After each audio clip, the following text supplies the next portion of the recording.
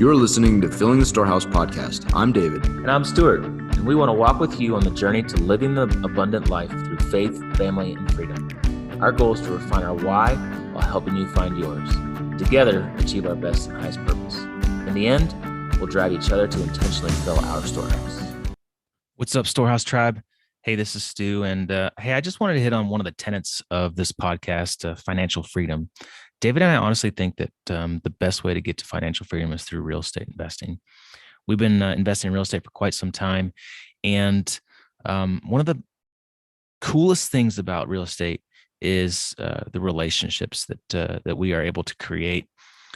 We basically use partners on every single deal that we do, both in Milwaukee, Wisconsin for our turnkey rental company, and through some of our bigger deals. You know, we've done some stuff, some commercial properties here in Colorado where we live, and we're looking to do more. So if that's something that sounds of interest to you, we'd love to kind of tell you what we got going on, what we're doing. We're looking for more partners. We love building relationships and having, that trust with our partners and the ability to offer opportunities to invest alongside with us. If that's something of interest, hey, reach out to us. We'd love to jump on the phone. We'd love to jump on a Zoom call, tell you what we're up to. You can reach out to us through social media channels. You can hit us up on LinkedIn. You can hit us up on Facebook. Well, hit up me on Facebook. Don't hit up David. You can send us an email. You can go to our website, Storehouse 310 Turnkey, and go to the Contact Us page. Send us an email at podcast@Storehouse 310 Turnkey. Any of those options, reach out. Let's talk real estate, and we'd love to tell you what we're up to. Enjoy this episode. Most importantly, go fill your storehouse. See you. All right, so we're about 10 minutes into this thing already, and David still isn't really prepared for it. Do you need any more preparation, David, before we really start this interview? Stu, here's the thing, man.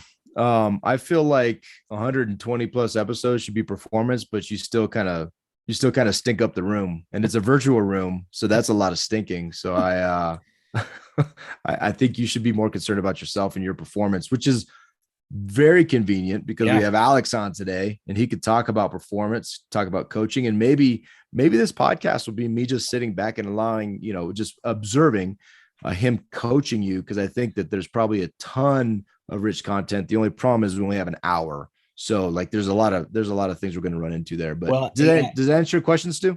Well, that, and we went potty right before this, and we're fasting right now.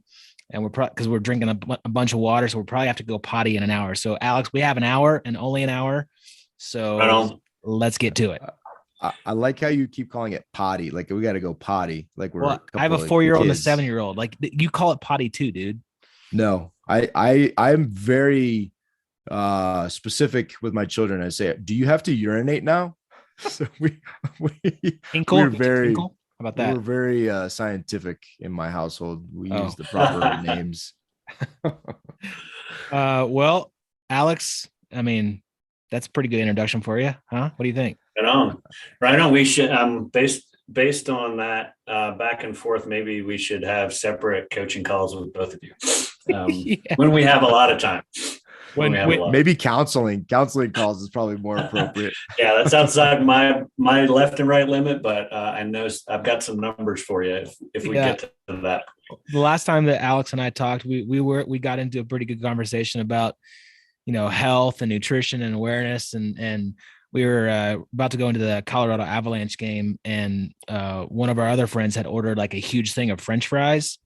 And they were shoving in my way as I was shoving down French fries into my mouth, and Alex was sitting eating a salad and being all healthy and drinking water. And I balanced that out with a couple grabs on the French fry platter as well, though. So that's true. That's true. Well, I eat French fries are in my plan. You just are? Oh, okay. Yeah, absolutely. Well, Alex, hey, for our audience, for our listeners, give us a little bit of background. Who is Alex Racey? What have you been up to, and what are you doing now? Right on. So Alex Racey, there's multiples of us. So if you get on the Google machine, is 51 years old. I live in Castle Rock, Colorado. I grew up in Winchester, Virginia, one of 4 siblings. Spent 25 years in the Army doing commando stuff. It was awesome. I had a ball.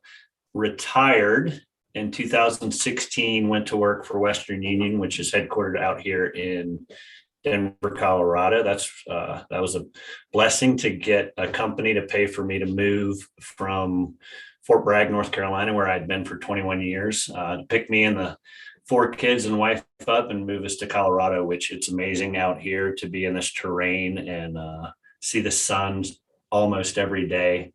Talk about blessings. It's amazing.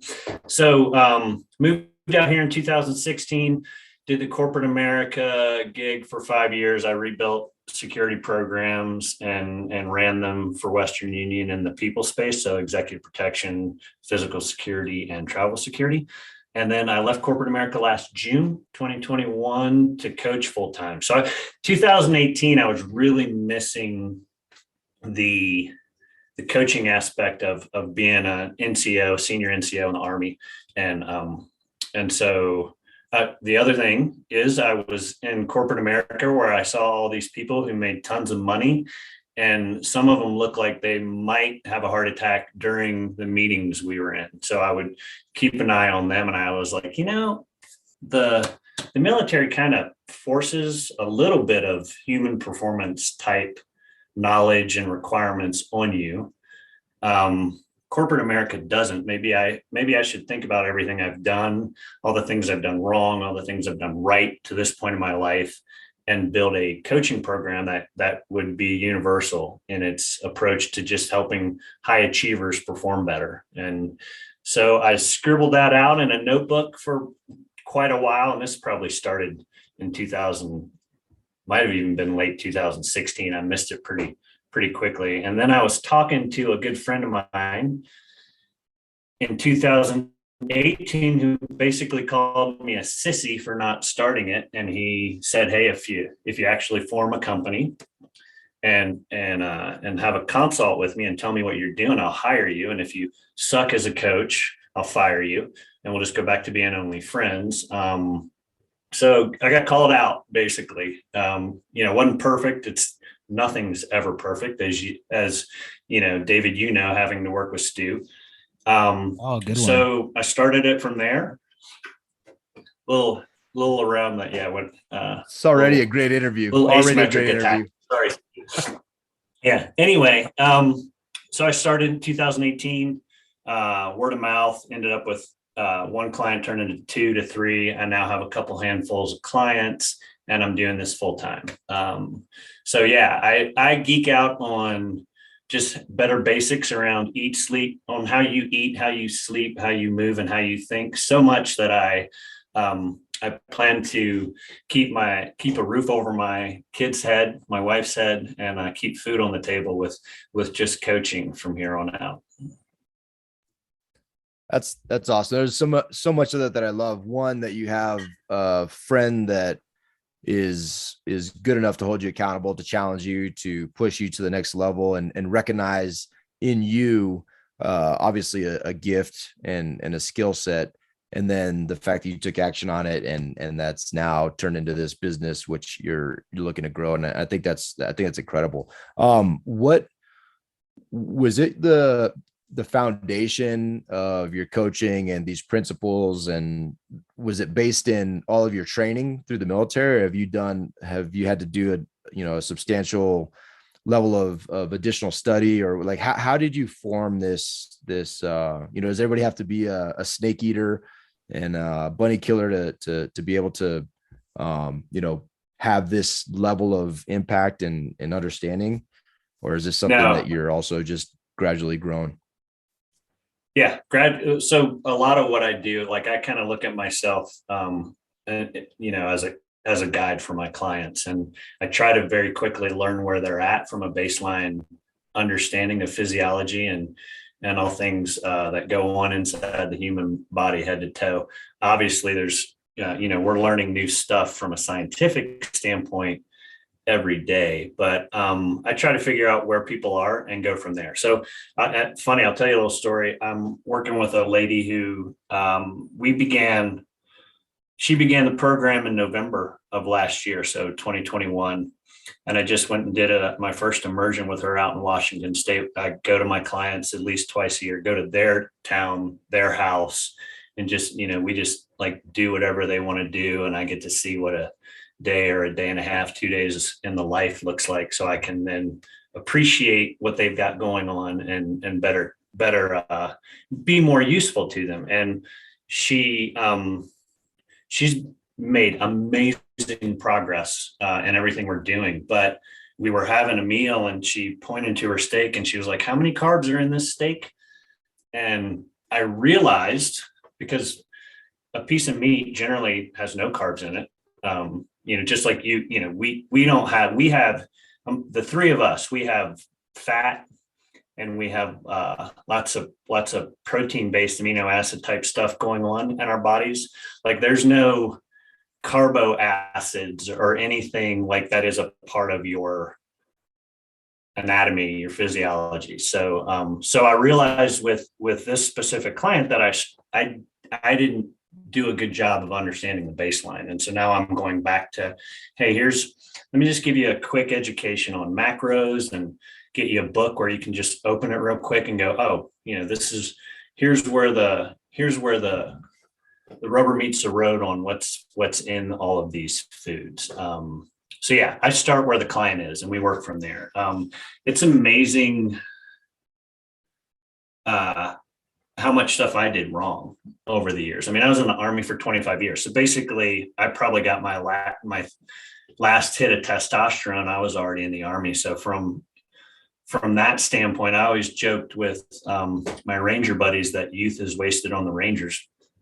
And you can do so much stuff wrong in your teens and 20s and even 30s if you're like output and the amount of movement you have to do just because you're in the Army is a lot. You can make all kinds of mistakes on the eat stuff, especially. But quickly all of these things start creeping up on people. Like, oh, Margaret Thatcher, Ronald Reagan talked about only sleeping 4 hours a night. Now they both had dementia and Alzheimer's when they died. So, that's something to think about. But like, there's all these things that we just keep blowing off at baseline going, oh, I'll get to eating better when I get to this next level in my job or whatever. I'll sleep better when I get to this, this mark on the calendar. I'll get back into working out, when I feel like I'm, wealthy enough to take that time away from the job. And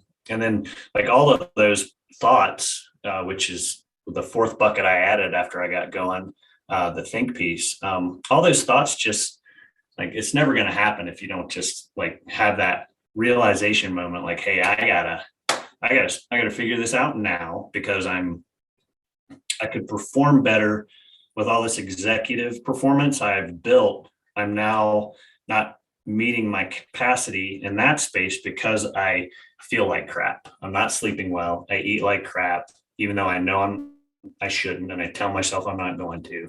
And I don't even own a set of shoes that I would consider workout shoes at this point in my life. I think I have a pair still, but I don't know where they are. Your wife or your husband donated them 6 years ago and you kind of missed it. So yeah, long, all the way around my butt to get to my elbow. But yes, it doesn't matter where we're starting. My goal is to bring you up to speed. And, as you increase your knowledge and your desire to maybe learn more about specific things, that's great. We just go deep, as needs arise and as everybody's an individual and nothing is a perfect plan that's going to work for everyone. We just individualize it as we figure it out from baseline.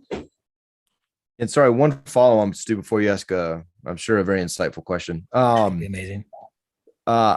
Is that the element that you go to your client's house twice a year? Is that unique to coaching? Because that's actually the first time I've heard of a coach taking the time to go do that. And I think, when you said that, it just really resonated, because I think there's so much power to really putting yourself in somebody's daily situation to really get the true to be able to, like, if you came to my house right now with the boxes after the PCS and the 3 kids and the craziness, like, it would give you a different context to maybe why I don't work out in the evening or something. I think that's pretty awesome.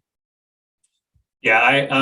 So I just went to the last certification I paid for was a life coaching certification. I just went to that mastermind last week, and I haven't heard, I didn't meet anyone. I haven't heard of anyone who has that as a component of their program. Now, if some coaches have thousands of people in a program where subscribers pay a monthly fee to be part of that program. Obviously they can't go to 1,000 people's houses, but again, based on kind of how I want to do this high touch one-on-one piece, eventually growing to small cohorts is the plan. But I think it's important. There's a few things, again, that initial notebook there where Sean called me out for being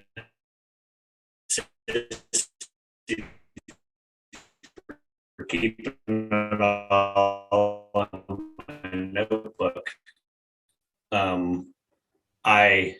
It was one of the things. Pay me, I just show up, and I'm like, hey, what's going on? Let's do this. So it is very powerful because it gives me a lot of context around their specific situations. So I'm just curious, like who is your client? Who is your ideal client that you're, sitting down with and coaching through things? You say high achievers to perform better. Like, who is that? Are they all military veterans, or are they CEOs of companies, or what? So I have both of those people in my group, in my team. I have people who are in the military. I've got CEOs, business owners. I have women who are part of who have helped their husbands, and they've both built businesses, and maybe the husband's like on the tactical side of the business, like the actual dentist in the mouth of all the patients kind of thing. But the wife helped build the business from the beginning to where they've grown it to. So I don't like my ideal client. I've got women, I got men, I coach a couple couples. So I coach the husband and the wife separately, but then when I do an immersion, obviously we do things together. I just ran a half marathon while I was down in Texas with a client. It was supposed to be the husband and the wife, but the husband, he had a business thing come up where he had to go to the Masters for 4 days. And so he blew off a, client, business first. So he blew off a half marathon to go to the Masters in Georgia, which I personally don't understand, but whatever.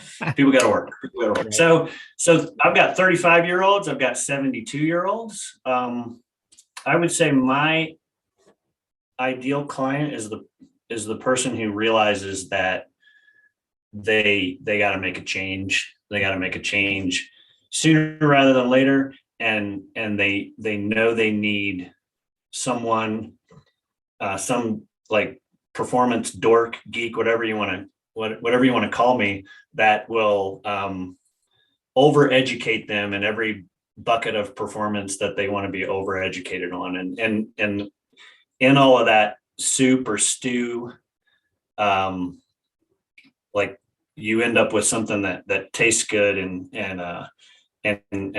we meet that client, where they are, and we completely change their thoughts around on and around performance. And I just start with the 4 buckets, because it's, you gotta have a start point.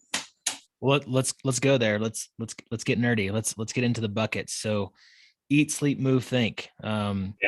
Where do you start with the coach, as a coach?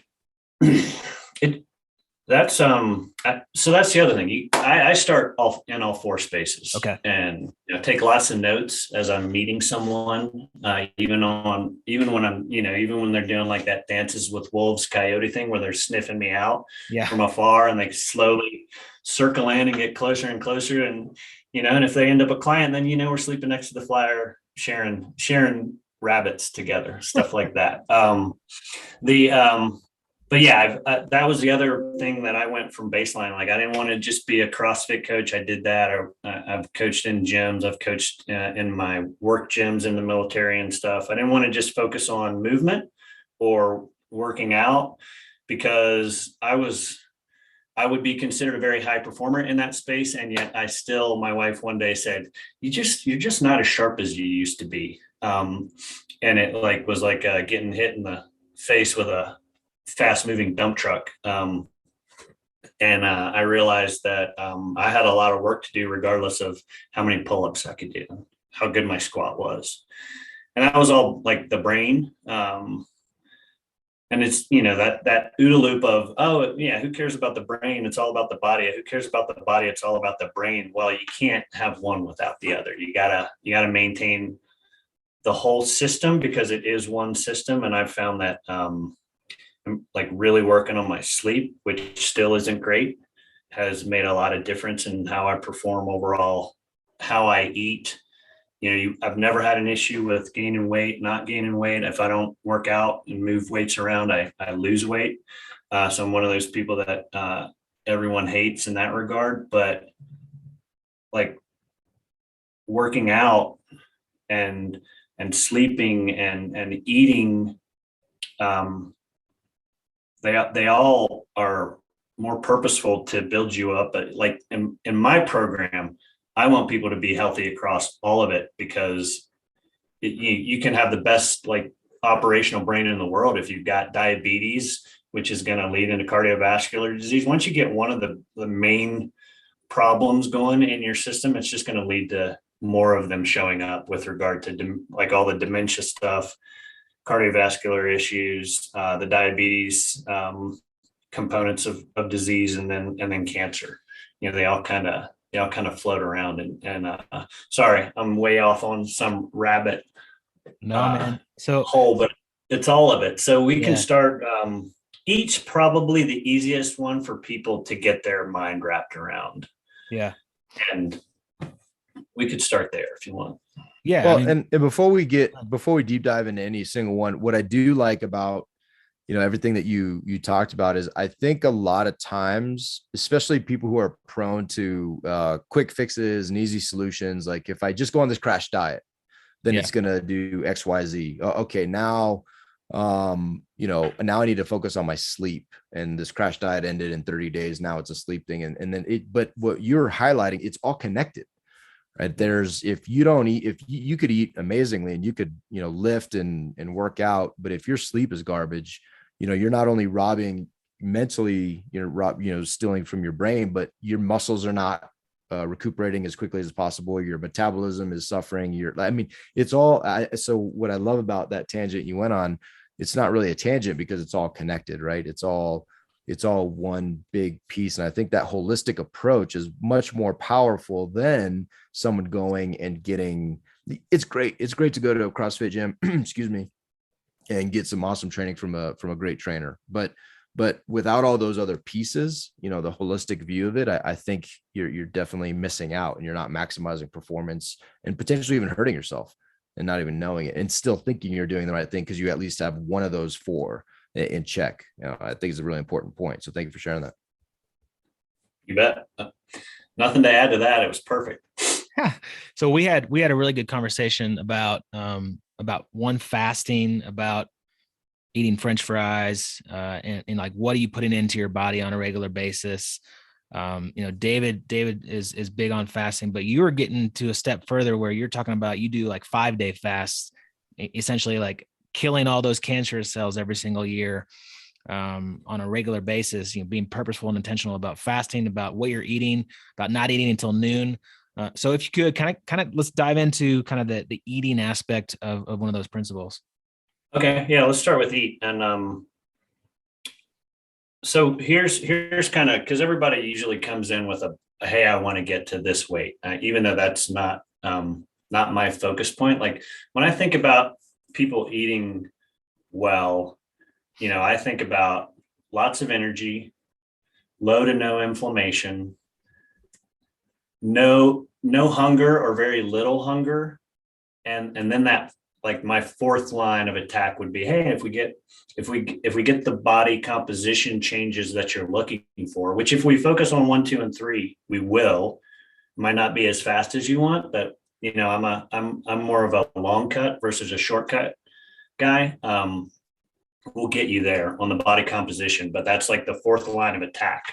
The way I try to work with people and teach them how to think about it is it's all about when you eat, what you eat, and how much you eat. So, everybody's different. But one thing that I've found across the board is if you have a shorter food clock, which is the amount of hours you're consuming calories a day, you have you're given that gut, which is, kind of mouth to butt. If you think about the whole system, you're giving that a rest, right? So, if you think about all of these things going on with IBS and just acid reflux, et cetera, a lot of that, there's a 1 cell thick divider between your gut and the rest of your organs and everything. So if you're just hammering that system all the time with an 18-hour food clock, which I used to wake up 5 a.m. coffee with cream and sugar,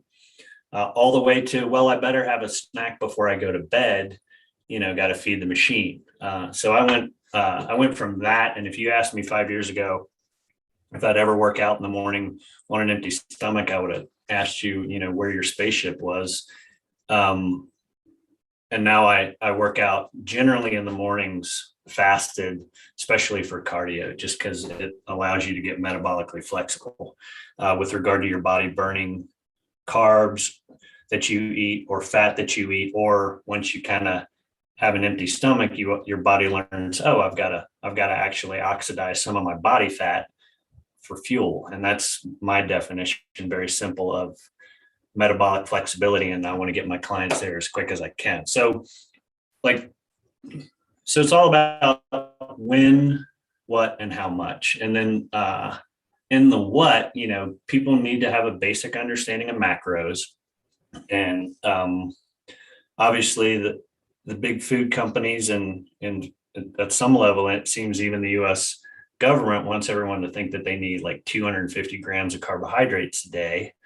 But really, having lived it and having experienced it with a lot of clients, you don't need nearly that many carbohydrates a day. Again, there's nothing, I heard somebody say, hey, instead of thinking about you are what you eat, how about you think about you eat what you are? And that kind of goes back to that. Well, I don't have a carb deposit somewhere in my body, really, right? There's no tissues made of carbohydrates. I'm all fat and lean tissue, which is kind of, if you think about it, it's protein and it's protein and fat, there's no carb. So I'm not a no carb guy. I'm not a carnivore guy. I think different things work for different people all the time. What I generally believe and have seen in all my clients is that by reducing their carb load daily, especially with the processed stuff and added sugar stuff, getting all of that out of their diet, they very quickly start seeing a lot of results that they like. And so I look at like that 50 to 75 grams of carbs a day as a baseline. I try to stay in that space. I'd say a lot of days I am below that. And a lot of days, especially if they involve an IPA or two, I'm above that. Yeah. But, I think about it like, I kind of think about, well, if I know I'm going to have beers tonight. So, you can build some protocols around knowing you're going to have beers to minimize the negative effects of those too. So that's kind of maybe more some advanced stuff that we'll save for your all's individual counseling sessions. But it's about understanding kind of basic macros and how much your body really needs. Most people eat too many carbs. They don't eat enough protein, and they have no concept of what the fat they eat is versus what the fat that they have stored in their body is and how all of that works. So those are three things that we focus on a lot in the EAT program. The other thing I would add is most people think alcohol is sugar. Alcohol would be the fourth nutrient. So if you're a heavy drinker, you can just say, oh, I don't run on 3 macros. I run on 4, carbs, fat, protein, and alcohol. But a lot of crazy stuff happens in your body when you add alcohol to the mix, and having a baseline, third grade understanding of that can help people a lot, especially around the holidays and heavier drinking times. Yeah. You said a couple things that really resonated as well. So one, that, you give yourself permission to have a couple beers and to have some French fries and these things. Cause one of the things that I'm so against is there's 2 things that you touched on that I'm just extremely against. And cause I see it misleading so many people. One is this idea to completely deprive yourself of anything that brings joy in the food form. Right. And because I also believe that a lot of fellowship, a lot of great conversations, a lot of amazing things happen around a table. And so if it's always a miserable experience, I think you're robbing yourself in other areas of life. But there's also the idea that we're all the same. And there's all these, you get all these experts come onto a podcast and they talk about, this is the way that you will, increase your metabolism. And this is the way that you will lose weight and you'll gain muscle and all these things. And I love how you individualize it, because, whenever Stu and I talk about this a lot, and whenever I hear these ideas that this is the way, that's like saying this is the way for real estate. Well, what does that mean? That if you said those words in real estate, people would look at you and be like, you're an idiot. Well, why do we believe it when they say it about our physiology and our bodies and our mental health? Like, there is not the way. There is the way for you to achieve your best and your highest in success. And I think that the fact that you tailor that, and that it's clear that, even when you said, I'm not a carnivore and I'm not a, no carb, whatever, person, you're seeing these camps and they're so black and white that I think it does more damage than good. And so I love hearing, you give yourself permission to enjoy, an occasional thing. It's not all the time or every day. And that it's not all the same for everybody. Yeah, based on that response, the only thing I'll add is, I haven't been in the military 25 years. I dove heavy into CrossFit in 2007, and I still am a big fan of CrossFit. But so I've seen all the people who join a camp and it becomes their worldview. Like, CrossFit is my worldview. Being a vegan is my worldview. Being a carnivore is my worldview. And I love that all those people are out there, because we learn, we take things from all of that, depending on who we are as individuals. But yeah, the only worldview I have is it would be Jesus. Right. So, all the other stuff is just like nice bolt-ons. But something else you said, even I was reading, I was gone last week, so I was catching up on some C.S. Lewis. I do a year with C.S. Lewis devotional every morning. And his line in one of them was like, God, design, I think it was from the Screw Tape Letters, and it was Wormwood or somebody saying, hey, the enemy designed humans to enjoy eating. And so, yeah, I'm like, when I see stuff like that and it's like C.S. Lewis saying it, I'm like, well, can't argue with that guy. So, yeah, you need to enjoy eating. You need to enjoy the social aspect of it. The tribalism of camps is which is what turns them into worldviews, right? And a lot of times all of those things help people become better humans. And then, like every group, you end up with those edges that you're like, maybe you need to come back to the middle of this a little more and open up your aperture and get a bigger perspective. But yeah, I'm with you. You can look at some animal husbandry and the difference between just, cows, right? There's genetics, there's so many things that go into what works for an individual. And I try to focus people in and help them with the life that they're currently leading, and then another cool piece of that is like when we find some magic that works and we end up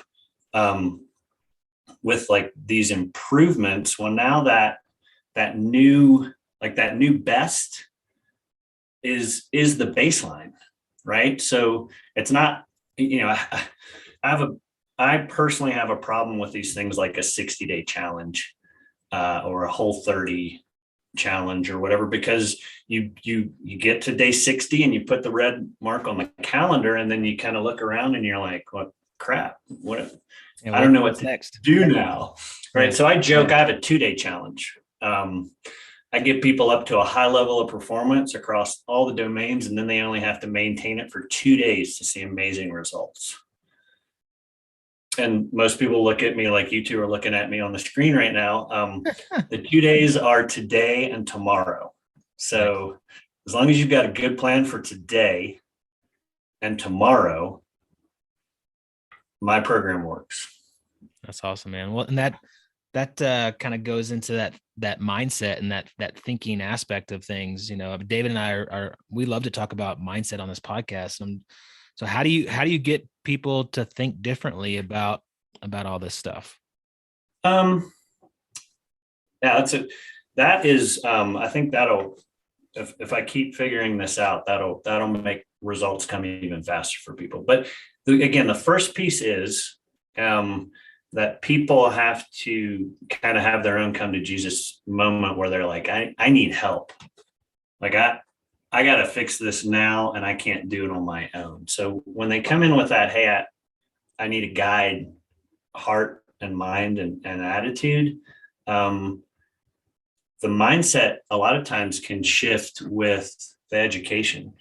Like a couple of my clients just got constant glucose monitors. Some of those systems you don't need a prescription with them anymore. Well, you do, but you basically join a program where the first thing they do is you get a doctor consult. The doctor issues you a constant glucose monitor, and this is to maintain awareness of your blood sugar levels generally.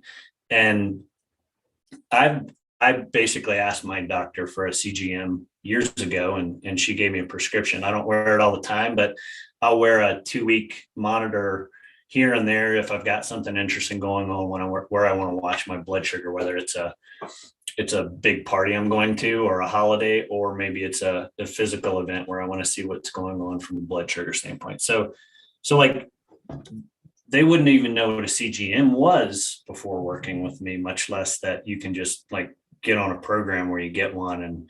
And now, based on all of the education I've given them, they eat a few potato chips, they watch their blood sugar skyrocket, and they say stuff to themselves like, Alex was right. When I eat potato chips, it generally turns into sugar very quickly. And now I can watch it happen in real time on this app on my phone. So stuff like that is very powerful. The other things that people don't realize is, a lot of people are like, well, like I love sugar. I can't imagine not having sugar. When you actually get sugar out of your system, your physiology changes. You like things start tasting, I won't say different, but things that you would not have considered tasting good start tasting good when you eat them. It's just like with your kids, right? You're like, just try it. And then you're like, the next thing they're like, this is, they give you the face. And then you're like, you always got to try it. By the third or fourth time you try something, and there's exceptions, like every rule. A lot of times you develop a taste for things, and with the eat piece, especially when people have big changes in their diet, it's not immediate, but eventually their palate is completely different. They go from being a sweets person to like when I actually eat something sweet now, it doesn't taste good. And their palate shifts to more savory. So from a mindset thing though, there's so many places to start, and that can be very individualized too. Some people are like, I'll get clients who maybe say, I don't know, like 20 times on a call. And I'm like, well, what if you did know? Like, if you did know, what would you tell yourself? And a lot of times they do know when we're talking about a mindset thing. But, I think one is have a plan. So again, that whole 2-day challenge where you build a good plan and you only have to execute it 2 days, today and tomorrow, is one of my mindset things. Another one is, and I got this from, it takes what it takes, is where I like kind of got the concrete concept, but it's like, hey, stop doing dumb stuff and saying dumb stuff. Like a lot of times David has a real problem with that.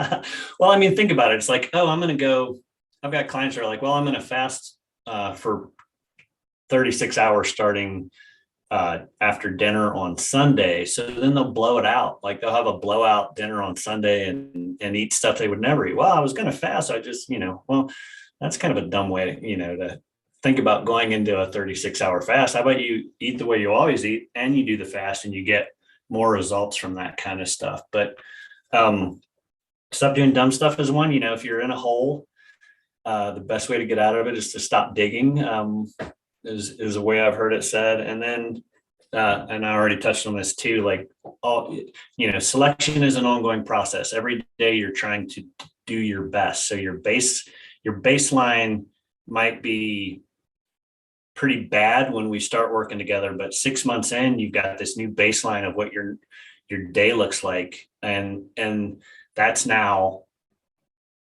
the new baseline, and we're going to even improve from there. So it's just, it's like a constant evolution thing. And it's like compound interest. You guys are money guys. It happens pretty quick. And you mentioned it, David, when you compound the effects of all of it, not just, oh, I've got a trainer at the gym, and then I'm going to get a sleep coach, and I'm going to get a nutritionist, and they're all like, I have clients who have other coaches for sure, but like, I kind of try to be the one that's trying to compound all four of those performance buckets together. Like, how does your eat affect your sleep? Hey, well, we're going to stop all calories at least 2 hours before we put our head on our pillow, because I know that you have to be done digesting food so that your organs can cool down to even initiate a good night of sleep. So, and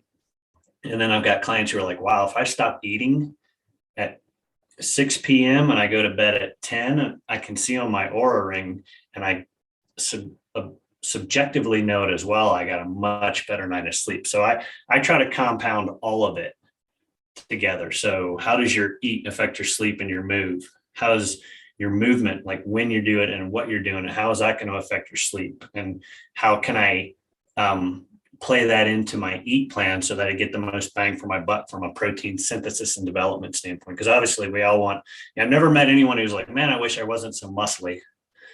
You know what I mean? And I've never met anyone who's like, I wish I could get some more, I wish I could get a bigger, muffin top over my jeans or whatever, whatever their fat is, whatever their fat issue is. Everybody like kind of seems to hold it in a different spot. But I've just never Stu's heard is squarely in his head. Stu's got just fat huge head. Hey, if you don't mind, Alex, tell us about this Human Performance Project 7X that you're right on. So one of the benefits of not having a job outside of the home is that I can now do things of interest to me. So a buddy of mine, Ryan Parrott, also known as Birdman, who established Sons of the Flag as a nonprofit, which focuses on burn care, has decided to do another focus, and that is on, just general health and well-being for first responders and military and all the people. Actually, our goal is to be able to help anyone. So like, if you're a human being, what this project's end state is to help you be a better human being from a performance standpoint. So the expedition piece of it is we're gonna jump out of an airplane, we're gonna run a marathon, and we're gonna get in some water. That whole SEAL thing. Ryan Parrott was a SEAL back in the day.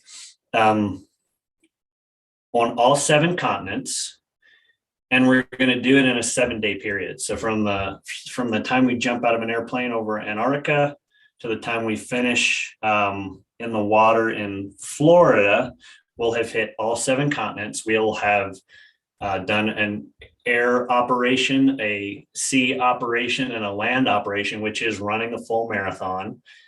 And the clock will hopefully stop in Florida. We'll all still be participating, and it will be at least a second or right at, 7 days, 7 24-hour periods on the dot. So we're doing this to raise awareness. We're doing this to raise funds. And we're also doing it with with a huge support team that's going to do a bunch of data collection on our preparation, on our execution. And then, obviously at the end of this week, we're going to all be a mess physiologically. And then we're going to rebuild, and we're going to track that as well. And the goal is to say, hey, no matter what you are, I'm the oldest guy on the athlete team at 51. And the youngest guy, I believe, is 35, will be 36 when we execute in February of 2023. That's the window to actually do this thing. So the goal is to be able to help anyone, even if it's a kid who's like, hey, I want to join the military. I want to be a police officer, but I don't know how to start getting ready for that. Like, our goal is to build some products, an actual manual really, that will help that young kid who's 20 and has decided they want to entertain, they want to join the military, they want to be a police officer, all the way to that retiree who's, however old, 60, and just realize they need to get back on a performance plan where they can improve how they operate day to day. So, very wide dispersion of the population is who we're trying to affect with this program overall. And we, of course, that manual, if we make any money on it, will all go to some charities that we pick here in the next few months around the mental health and just the well-being of military and first responders. So the website's going to be up like any second now. And as soon as I can verify that website's up and I don't give you the wrong website, I will pass that along to you. So I don't know when this one will air, but I'll get you that. And if hopefully we can get that in the show notes for everyone to snoop around on when you launch this puppy. Yeah, that's crazy. That's intense. Have you run 7 marathons in 7 days before? Oh yeah. I just actually finished that up before the call. No, I have not. That's the beauty of it. I looking at this group of athletes, the only runners are our pacers. So all right, again, this is kind of a big lift for what we're trying to do. So there's only 4 vets that are actually doing this from the, hey, train up, execute the mission, and then rebuild after. We do have a couple runners, like one of our guys, George, has actually run coast to coast across the United States. He's a pacer though, and he's part of our performance team to help us get ready. None of us are marathoners, which, why would we do something that we were good at, right? So that wouldn't be any fun. So yeah, I have run awesome. One marathon. That was back in 2011. I'm learning all about zone 2 training. Kind of the Maffetone method is what it used to be called, and a lot of people still call it that. But just learning how to run where I'm maximizing aerobic capacity through fat burning at the mitochondrial level. How's that for geeking out? To be able to go day after day after day. So yeah, I bought a heart rate monitor, a Garmin 745 watch, so that I can start getting ready for this thing. But it's going to be, it's when I heard about it, and I kind of was like, well, gosh, golly, I'd love to be a part of that. I couldn't do that right now based on my physical capacity. Kind of weaseled my way into it. It was because I think human beings need a challenge. We need a mission. I have a lot of great missions as a dad and a husband and all of that, but I'm probably wired more like that. Hey, what's the hardest thing I can do in the Army? Okay, that's what I want to do, kind of guy. So this just called me out, called to me very in a significant way when I heard about it. So I asked to join. Hey, can you invite me into your expedition, please? So yeah, so here we are. Can you invite me into a huge sort of pain that I'm going to endure? That's awesome, man. Well, yeah, dude, this has been great, man. I really appreciate you coming on. I always enjoy having a conversation with you. And Alex crushes me on the mountain biking. We've done that a few times, and he's almost 10 years older than me, and he looks like a human god. And Alex, man, this is fun, dude. I really appreciate it. Your website, fpp.llc, is that correct? First Principles Performance LLC. I shortened that up when I could get the domain fpp.llc. It's a landing page right now. Again, depending on when you launch this, it'll have a little more information on there, but you can contact me on that now as a landing page, and all the HPP 7X stuff will be linked there too once we get it all up and running. Yeah, we'll get all that stuff in the show notes. Guys and gals, hey, reach out to Alex. He's obviously a huge wealth of information. He will push you to be a better performer. Just having the conversations that I've had with Alex, it has made me really think about what I'm doing just to be a better human. Alex, this is good, man. This is really good. David, you got anything else? We need a lot of work on you, dude. A lot of better human work on you. So. Well, and I think Alex would probably attest to this, but self-awareness and understanding that we need help is a really good first step. Denial is very powerful. So I think you are actually a great canvas for Alex to do his art. But no, Alex, thank you so much. Really appreciate it. Appreciate your time.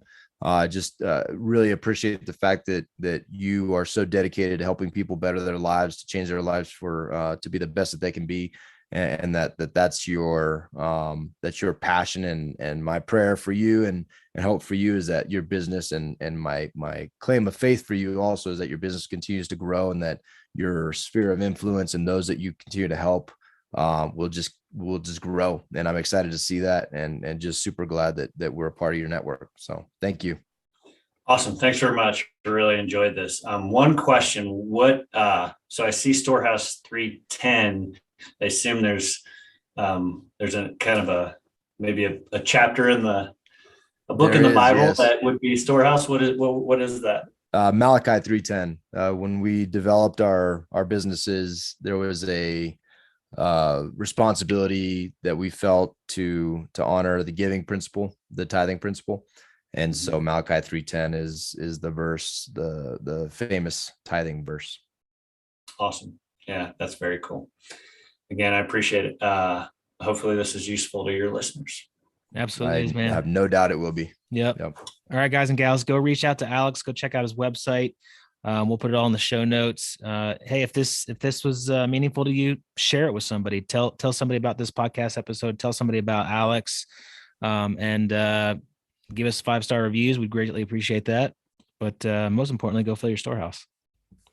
Make it a great day, friends. Thank you. Thank you, Alex. Appreciate it. Thanks for listening to Filling the Storehouse. If you enjoyed our show, please subscribe and share it with someone you love. And if you really felt inspired, leave a 5-star review so we could continue to grow and help other Christian entrepreneurs fill their storehouse. If you're interested in creating financial freedom through real estate investing, be sure to check out our website at storehouse310turnkey.com. We'd love to serve you through our platform of building the kingdom. Just click on the contact link and we'll reply to you as soon as we can. Again, thanks so much for listening. Now go fill your storehouse and make it a great day.